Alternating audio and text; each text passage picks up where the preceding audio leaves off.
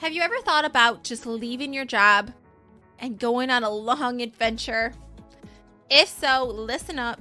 Hey guys, it's Ange, and today we are going to be hearing from my husband. He's going to be on an interview that I'm playing here soon, and we're also going to be hearing from my videographer and friend, Ryan Reynolds. And it's not that Ryan Reynolds, if you're familiar with the actor, that's not the Ryan Reynolds we're talking about. We are talking about my videographer friend, Ryan Reynolds. And her website is actually notthatryanreynolds.com, just to clarify. But she helps people create videos for themselves and get comfortable with that process. And then she also serves as a videographer. And that's what she's about to do for Ian and I. She's going to be helping us create a documentary on some of the big adventures that we have coming up, because we're about to take over 8 months away from work, from all the things, to live out of our hiking bags. And we're going to do it in 2 different kind of scenarios that I'm about to talk to you about.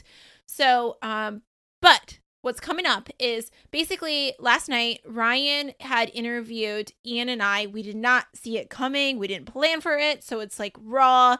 It's us sitting on our porch with all the normal noises in the background and all the things, right? Like the real life stuff. Nothing is really edited. It's just Ian and I. And we're answering some questions that Ryan thought people would want to know when it comes to like how have we been able to take on this adventure for ourselves and create that? How did we design our life to be able to do such a thing? And then some of the things around what are we excited about? What are our fears? And all of that. So before we get on to that clip that we're going to play for you, so you're going to hear, what voices are you going to hear? You're going to hear my voice, you're going to hear Ian's voice, my husband, and you're going to hear Ryan's voice. Okay? But before we get on with that, I want to explain a little bit more about what are we doing. So for the next 2 months, we'll be hiking the Camino de Santiago. And it's not going to take us a full 2 months, but the last part of it, we're going to be traveling around, living out of our hiking bags. So what the heck is the Camino de Santiago? You might have heard me mention it on the show, but a lot of people are not familiar with what it is. I know I wasn't. Actually, you want to know how I found out about what the Camino de Santiago was? Ian and I were hiking a trail that led you up to Machu Picchu. We were in Peru hiking, and we were talking to one of the oldest women hikers with us, and we're like, okay, you got to tell us what are your favorite hikes, because she was hiking amazingly. And to be like, I was so proud of her, because being like she was like in her later 60s, and it was not an easy hike, and she was just doing awesome. Well, anyhow, she told us that her favorite hike was the Camino de Santiago. And we're like, what the heck is the Camino de Santiago? And then we got curious about it, and we ended up finding out that it's a very famous trail in Spain. And there are 7 routes that you can take, and it's the reason, it has a lot of history to it. So people have been doing this pilgrimage, that's what they refer to it as, for thousands and thousands and thousands of years. So there's a lot of history. A lot of people do it for various reasons. Some do it for their spiritual, they think of it as like a spiritual journey for them. Some do it for the adventure. Some do it to honor someone that they loved. I mean, there's so many reasons for doing it. But there's also, like I said, 7 different routes that you can take. The route that Ian and I chose is the Camino del Norte. It's also often referred to as the Northern Way. It's over 500 miles long, and it goes along the Atlantic coast of Spain. It starts near in this town called Irún. I don't know if I'm pronouncing things right, so forgive me if anyone's familiar and I say it wrong, but it's over near France. So we're starting around there, and then you go along the coast, and we're going to end in the town of the Santiago de Compostela. That's where the area that everybody ends, and that's your whole point. You're trying to aim to end in that area, and that's where the remains of the Apostle St. James is located. So think of it as basically we're in Spain, we're hiking along the coast, we're hiking right near France. That's where we're starting. And then we're going to end, I think it's like 200 miles shy of Portugal or something like that. But then again, Ian and I are going to be hiking all over, and we plan to end like hiking around Portugal, because the path that we're taking, we're guessing it's going to take us about 31 to 35 days, depending on what happens out there and how many miles we hike. And the terrain and all of that. We're hiking about 15 to 20-ish miles a day. These are questions. The reason I'm telling you guys this stuff is because people have been asking me all about this journey. How many miles? What does it look like? They're just super curious. And I'm super excited because since Ryan is helping us create this documentary, you guys are going to be able to see what it's really like. And the Camino de Santiago is pretty awesome because it's really doable by a lot of people and a lot of different physical fitness levels. Because there's so many ways to do it. You can bike the thing, you can ride horses, you can walk some of it and hop on like buses for other parts of it. You can really just make it work for you. And the terrain is less challenging than, of course, the Appalachian Trail, which I'm about to talk about in a bit. So we're about to embark on this journey to Spain to just backpack around, and we don't know what's all going to happen. We don't have a plan of where we're staying. We have the first night planned, and then from there I'm not really sure where we're going to be, but hopefully it'll be like hostels along the way, and we'll just see how it goes as we embark on the journey. And you're going to see, because you'll see the documentary later on. So that's one thing that we're doing, and then we're going to come back home after being away, and then we're going to get things ready to leave in the springtime to go hike the Appalachian Trail. So if you're not familiar with the Appalachian Trail stems from Maine to Georgia, or Georgia to Maine, however you want to look at it. It's over 2,000 miles long. It's 2,190 miles long, and it goes through 14 states, including Maine, New Hampshire, Vermont, Massachusetts, Connecticut, New York, New Jersey, Pennsylvania, Maryland, West Virginia, Tennessee, North Carolina, and Georgia, and 8 national forests. So that's a lot of terrain that you're covering. And you're hiking the whole thing, and obviously you have your pack that probably weighs 30 pounds plus. I mean, if you can get away with 30 pounds, that's pretty awesome. But then you have to think about like your food and all the things. Guys, every little bit of weight matters so much. And if you're an avid hiker, and you've carried weight, you know that just every little bit counts. It can feel like so many pounds on you when you've been walking so many miles, like just a little bit. This is why people are like shaving off the edge of a toothbrush, right? Because over time, that compound effect of that on your body, it's not good, especially if you're out there for 6 months like we plan to be. So give or take, depending obviously what happens out there.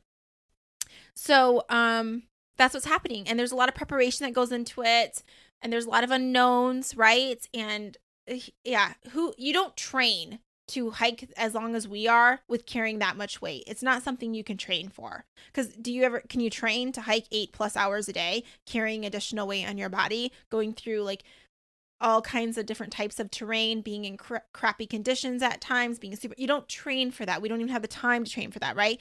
But we are choosing to embark on these journeys. So before I get on with the clip, people often wonder why. Like, why are you guys choosing to do this? So I want to talk about that because we don't talk about this in the interview with Ryan. So why are we doing this? So first, let me answer, why are we doing the Camino de Santiago? One is, like I said, we heard that it's a really awesome adventure. People love it, and we're just so curious to do it. So just for the adventure, basically the adventure. But the other thing is because we want to get used to carrying our stuff, everything we need on our backs, and hiking for very long distances. It's a way that, even though I say you can't really train for the Appalachian Trail, it's a way that you can get used to how your gear feels on you.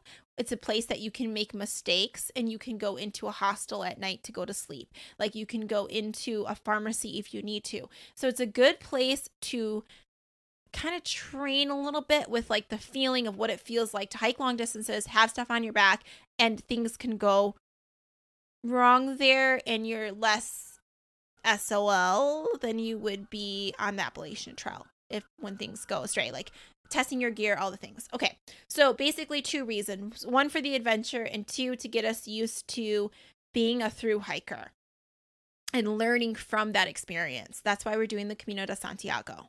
And then the second, and let me give you another reason. Another reason is because the world be crazy nowadays. You know what I mean? Sometimes out there, and like, it's nice to get away at times. So we're feeling like, let's just go out and be out there in nature and be with ourselves, and so just to get away too. That's another reason. And the last reason, and let me clarify something. And you know how people say that you want to design a life that you don't want a vacation from? I 100% believe that. Design a life that you don't feel like you need to always run away from. I feel like I have a life like that. Like when I'm at home, I love being at home.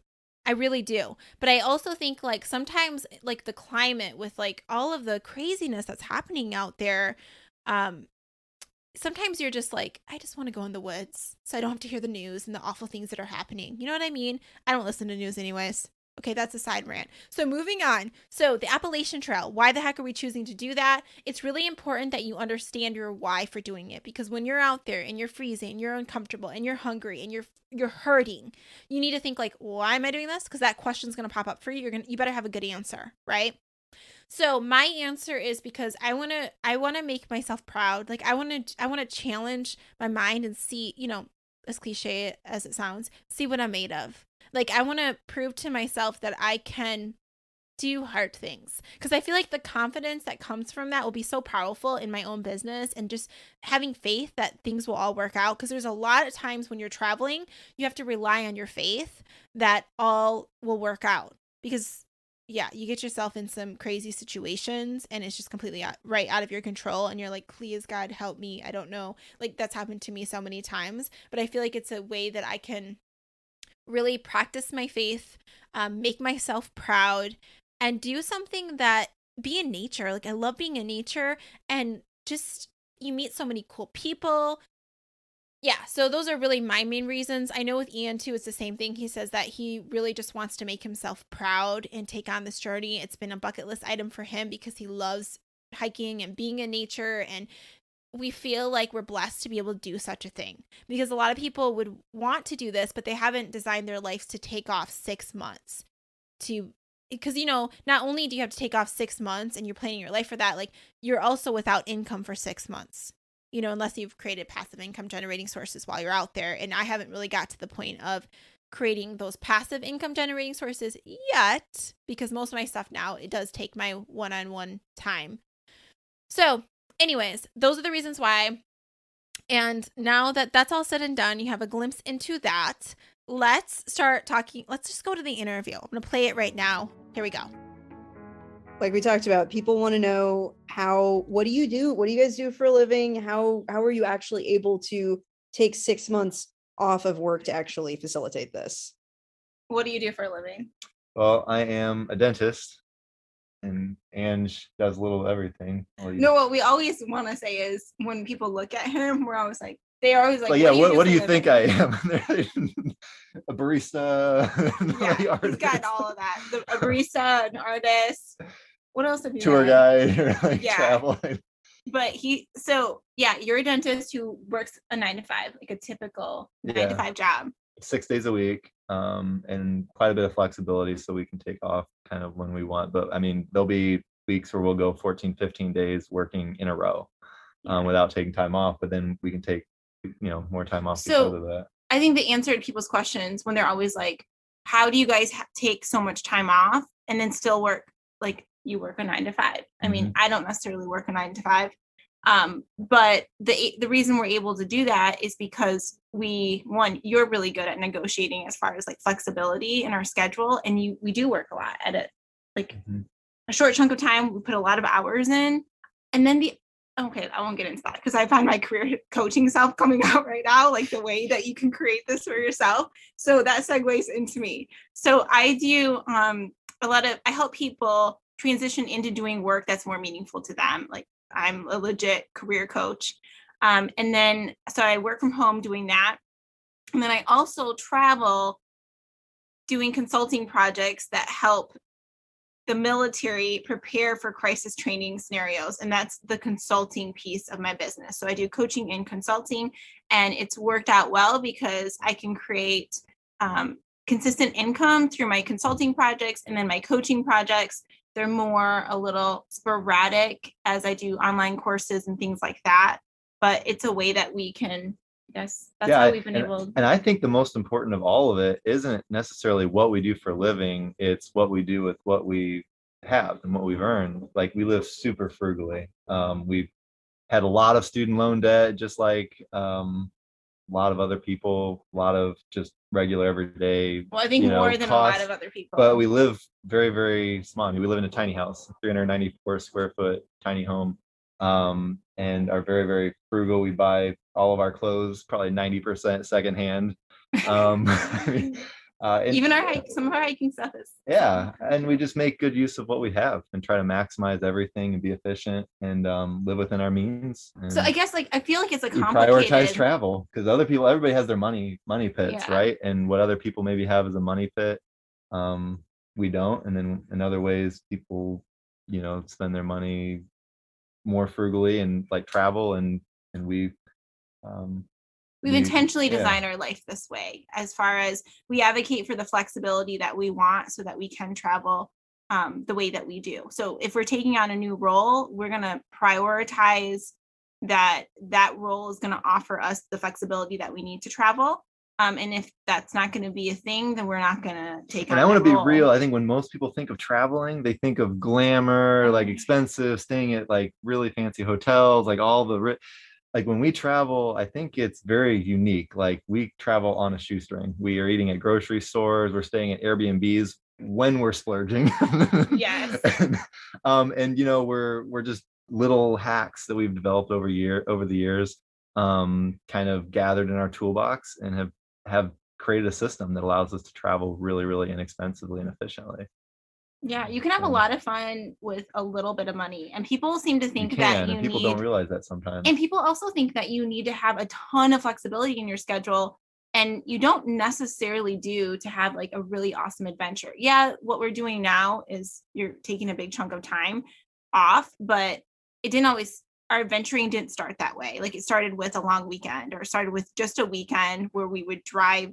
We used to drive to Florida. We drive like 8 hours for a 1.5 day trip. But we just wanted adventures. And then now it's built up to this, and we've learned how to negotiate and like save money. And I mean, there's so much stuff people spend money on that I would say is just a waste. And subscriptions, I mean, you name it. Yeah, there's lots of things that add up, and little things are big things, Yeah, and you can have awesome adventures. So I feel like it's a complicated answer to the question of like how we got to this, but in a nutshell, I would say we don't live like most people. No, our lifestyle is very, very different from most people's lifestyle. Being intentional about how we spend our money, and then being intentional about how we spend our time, and asking for the things that we want, advocating for the schedule that we want.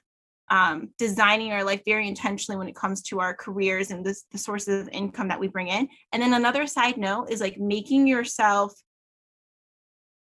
what was I saying about the other day? Like making yourself like irreplaceable in a sense, because I think that people always are afraid that when you take on this kind of journey, then like, am I going to be able to get my job back? And most people don't even want their job back, but let's say, am I going to be able to find another job? But like, if you develop this skill set that is highly favored, then you have a lot of pull in negotiating for your flexibility and things like that. And I think that that's what's happened with your career, because you've really made yourself stand out so that they want to keep you and they allow that flexibility for you. And I think similar to my career and what I've done, just thinking out not being the average Joe, like that allows so much opportunity for you. And having faith, there's a risk with everything in life, right? I mean, there's always something that can happen, whether you're traveling abroad. And, questions I get asked are people are like, oh man, is it safe? And it's like, well, nowhere is safe. Home isn't safe. America, there's a lot of unsafe areas in America too.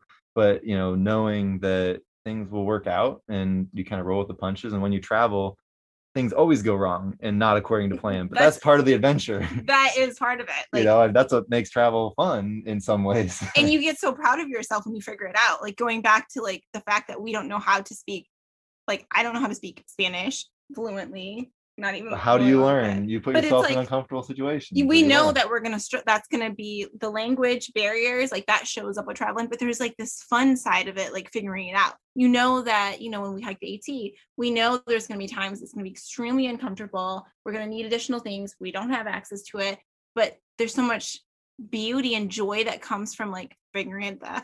I don't know, like that's how I feel. Yeah, that makes it so fun. For sure. Okay, just real quick, I want to say that can we please just I I think that we could have like you guys could be like the Chip and Joanna Gaines of hiking. I swear to God, just like watching you talk, I'm like, please, can I follow you everywhere for the rest of my life and film you? That's all I want. Yes, well, that'd be so awesome. We should. Oh my create- God, it would be so awesome. It'd be Yeah. so awesome. I haven't met like- anybody like us before. We're No. weird. Like we don't have many people we can relate to because yeah. But you're fascinatingly weird, and you're both so well spoken. So you're fun to listen to. Oh, thanks, Ryan. Thank you.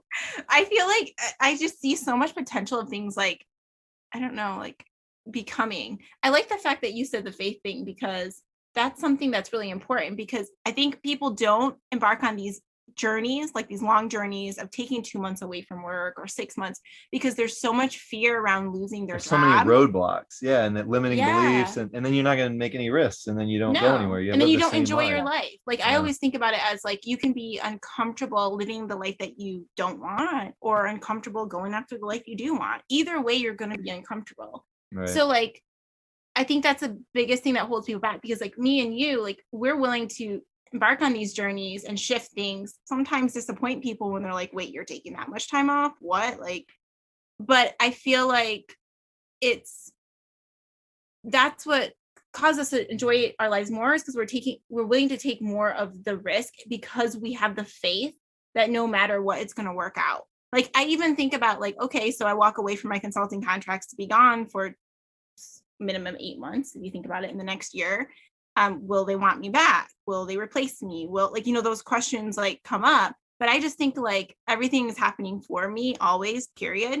So if that happens, then that happens, it's to my benefit. Like new opportunity will open up for me. Like, I feel like I'm always being taken care of. So like any situation I'm in, I'm gonna be taken care of. I mean, I'm not saying that you shouldn't like prepare for the situation, but that's the thing we've talked about too. It's like preparing to be spontaneous. Yeah. It's always a mixture of both sides. You don't want one extreme or the other. You have to have a mixture of everything in life. Too much of anything is a bad thing. Too much water, you drown.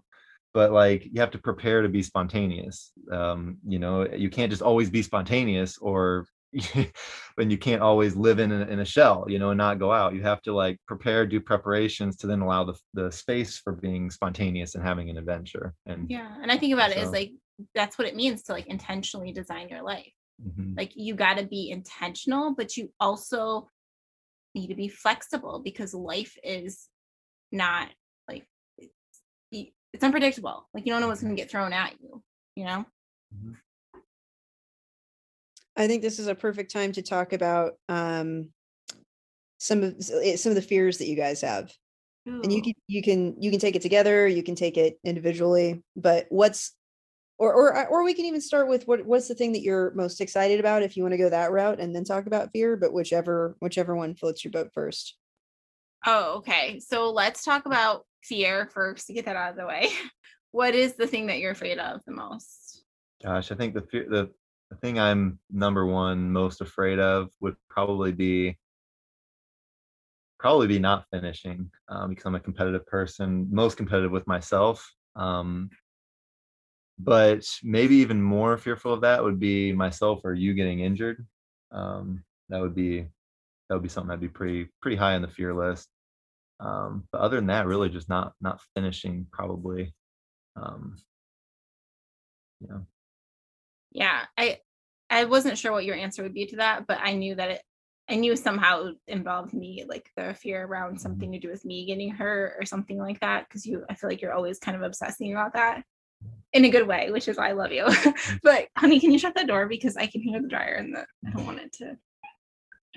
Okay, so I think for me too, the similar fear is like the not so much with the Camino, but with the AT as far as like not finishing. And that's a fear of mine. And it's more associated with like things like injuries, especially because I've had a lot of issues with my feet and my knees. And I think that stems like where it triggers your fear around Absolutely, how that's going to be for me, because a while back, Ian and I were traveling to Thailand and we got in a moped crash and we tore I tore my ACL, had a little crack in my kneecap, my PCL. It was like, my knee was like, yeah, like It barely hanging there. It's not a totally unsubstantiated fear that I have. No. And then it's very real. We were on an island, so we had to take multiple ferries to get to this island. And then I had to get back after the moped crash. It was like we had road rash all over us, and talk about a language barrier. Like,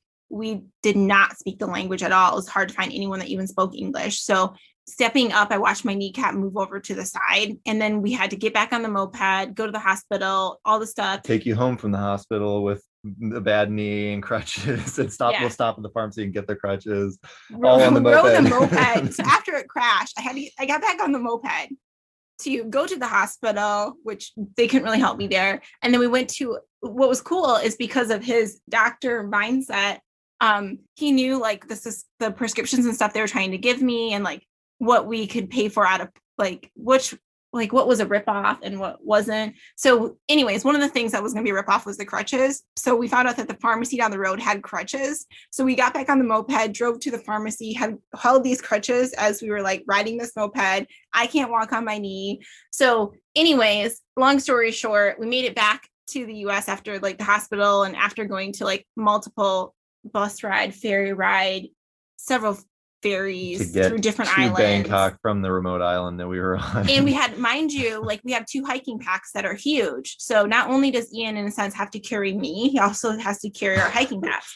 So it was really quite a journey to get home, and very devastating for me as being someone who's like pretty active. Like, I didn't know when I'd be able to walk again, and we just moved into a new place. So anyways, long story short, I never got surgery on my ACL tear. I wanted to see what I could do with like my own mind. And some people would be like, you're nuts, but it seemed to work out okay, because now I have like full motion with my knee. It's pretty stable. We've done a lot of hikes since then. I haven't had any issues, knock on wood, but that's a fear because I also haven't been hiking around with a bunch of extra weight on my back, and that's causing pressure on my knee for longer than 5 days. And we're going to be out for 35 days. Yeah. So that's a concern. 20 miles a day. And then also for me, it's just, I think, like, well, one, I hate being cold. I hate being cold, but you know how I am such a wuss. You are a wuss about it too. And then I also like, I think there in the back of my mind too, like with me having faith around everything, I do have faith that things always work out, but I also feel like leaving stuff behind that I've worked hard to create, like with my business, and not having someone around that consistently run that part of my business with like my coaching and keep people like, hey, remember I'm here still, like I still want to help you, like design your life. You know, I feel like being kind of off the radar, like in that long, that scares me too, like in a sense. I don't know. Does that make sense? Yeah. For sure. So that's a fear of mine, but I know hand in hand, I think, with leaving your job behind and hoping you'll be able to pick up where you left off when you come back, which is just a leap of faith, you know. Yeah. Which is still tough. So difficult to do. The next question then that we can lead to is what are you most excited about? Gosh, I'm most excited about what I don't know yet. All the adventures that I don't even know, and all the people I'm going to meet that I don't even know. We're probably going to make a lot of really good friendships and have a lot of really good stories that we'll probably, you know, take with us to the grave. Yeah. Because this is the trip of a lifetime for most people, and I hope this is one of many. But I'm prepared for it to be a pretty big trip for us. So I think I'm excited for the adventure, and that's what I'm excited making about myself too. proud, you know, making ourselves proud of doing something together as a couple that we can do together and be proud of each other and us about. So that's the same for me. It's like I'm excited about all the stuff I don't know, like who I'm going to meet. I'm excited about making myself proud. Like that's one of my favorite things about the adventure or going on these journeys is like going through the hard stuff, and like in the moment when you're in it, you're like, I don't want to be in this, uncomfortable, this sucks. But like when it's all said and done, like you're so proud of yourself and like the stories that you have to tell, like that's so fun for me to be able to have a story to tell. And that's what gets me so excited about this, sharing this journey with others via video. It's like just sharing like the stories that we're getting, and to inspire more people to not live the I guess, the ordinary life. Like go out there and like put yourself in these situations that might make you a little uncomfortable, because it's gonna help you just design a life that you're really proud of. Like that's a part of it. Like you have to be willing to deal with like the discomfort. I truly believe like there's like I don't know anyone that's like, oh, I'm so happy and joyous in my life, that has not faced like some kind of But discomfort. isn't that like you the know? quote? Isn't that Dave Ramsey that says to live a life like no one else, you have to live a life like no one else first? Yeah. Like, And that's what it is. Like this is, and I want more people to see that that it's possible for them. Like, and if we could do that, like you could do it. Like, and if you work a 9 to 5, that doesn't need to be an excuse because you work a 9 to 5, Mhm. like, and if you feel like you don't have enough money and you like, yeah, the money thing is holding you back, like just so people are aware, like Ian and I lived on like less. So what was it? $32,000 a year that paid all of our bills. And we did, and 10,000 of that was traveling. Yeah, that's So including our that's travel budget. extremely, and we paid on our student loans during that time. So like, I think that a lot of people think like, oh, well, I need to make 100K plus a year to be able to travel on like you guys do. And it's like, that's evidence that that's not true. Like you don't need that much. You just have to live small, be frugal, be good with what you have. And yeah. All right, y'all, that was the interview. So happy that you got to hear from my husband and Ryan. It's so fun to share other people that I love with you guys, like on the show. I just think it's fun. I wish that we could all just get together and hang out and have, coffee or tea and just talk about life. I think that would be a blast. So with that being said, I want to clarify something. We're talking about doing these long journeys away, and that's not really something that everybody even wants to do, right? Or makes sense for them in their life. I mean, there's so many things that can complicate it, like children, and it just might not be the best fit for everybody. But I want you to think about for yourself, like what would work well for you, like what kind of adventure would serve you in your life. And maybe it's just a weekend thing, that would be, you get to go and explore a new place to you. You get to step out of your comfort zone, try something new, whatever that is. It doesn't need to be like a 2-month, 6-month long journey. Like, let's be real. Like, that's not, like I said, it's not something that is for everyone. But having adventure and creating that in our lives, I think that is for everyone in some way. So just take this episode as an opportunity for you to dream of what that might look like for you. Like I'm thinking about some of my former clients, like some of the adventures that they are embarking on now, like cruises that they're doing with their family where they never before did a cruise, and that's something that they've been able to intentionally plan for and create in their lives, or a long weekend, or just a little hiking adventure, and they've never gone hiking before and they want to try it out. Like whatever is new to you, whatever is an adventure for you, just think about what kind of adventures do you want to create coming up. I know I like repeated myself a million times, but I feel like it's something that we can all journal on. What kind of adventures do I want to have in my life? What might that look like for me? And how can I go about preparing for that kind of adventure? Because any adventure that we take, there is some preparation that is involved in that. Like even just deciding like, oh, like I'm thinking about an adventure I'm going to have for dinner tonight. Side note, like I'm like, where could we eat for dinner? That could be really fun tonight because I don't feel like cooking anything. And I was like, oh, there's like, I've been obsessed with poke bowls. Because of Ryan. We were out doing a consulting project and she introduced me to those. It's basically like sushi in a bowl. Like that's how I feel. And I'm like, and Ian hasn't tried it yet. And I'm like, maybe I'll pick him up from work tonight because this morning he worked on my teeth. So I dropped him off at work. And plus he has his old school cars in the shop. It's been in the shop for like, I don't know, like a month or something. I don't know if they're ever going to even finish this thing.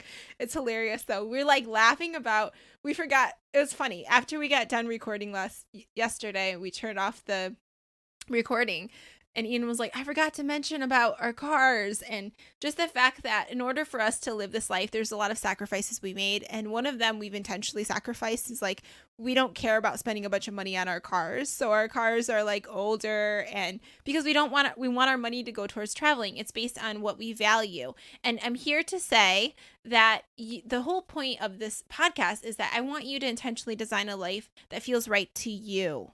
It doesn't need to look like my life. It doesn't need to look like your neighbor's life, right? It's the life that feels right to you, that's in alignment with your values. The thing that we value is adventure and travel, which is why we skimp out on paying for things like car payments and others, like maybe clothing or whatever. We don't value that as much. Although I've been getting particular about like quality over quantity, and I have been paying for a lot more for things, but it's more about intention behind like the quality. That's a random side note. So anyways, I want you to think about too, what are those values that are important to you? And like, what does honoring them look like in your life? Because when it comes to the adventure that you might want to create in your life, that's probably you honoring that value of having adventure, having freedom, enjoying different things. Like if you're a listener of this podcast, it's because you enjoy that stuff or you wouldn't be listening to the show, right? That's what got you here. You want that life of freedom. You want more adventures in your life. You want to spark more joy, right? So if you want that because you value it, I want to say that there will be there's sacrifices that you will have to make to honor your values. That's a part of the deal. And your choices might not look like everybody else's. You might say no to things because you want to say yes to other things. So for example, Ian and I have said no to buying brand new things because we want to say yes to more adventures. And we needed to have the income for the adventures instead of having it wrapped up in, other big expenses. So it might be you saying no to going out to eat with a bunch of friends that want to drink all night and eat a bunch of horrible food all night because you want to say yes to honoring your value of health, or you are you're training yourself to become a strong and fit person, and that action isn't in alignment with who you want to be. Like, I want people to start to think more about this in their life. Like, who are you training to be? I just talked about it today on my Facebook group. If you're not in my Facebook group, The Intentionalist, you can get on there. Sometimes I pop on there and I share some random bits of wisdom, and I was talking about who are you training to be? We've been, in a sense, training to be a thru hiker. And there's things that we've been thinking and researching, and there's habits that we've been developing that a thru hiker would have so that we can align with that identity. And the same thing for you is like, who are you training to be? And is it if something is not part of the training plan, then don't do the thing, right? Because it's not going to help lead you to that. So like, what is the training plan? I mean, there's so many, we can go deeper into this. Like, this could be a whole nother episode, right? So we should probably stop right here. So with that being said, just from this episode, I want you to take the time to think on what would adventure look like to you? How can you bring that more into your life? How can you honor your values more? All right. And that's it. I hope you have an awesome day and you enjoyed this episode. If you did, you know what to do. Leave us a review if you haven't, and just go out there and design a life that you're really proud of. Talk to you soon. Bye.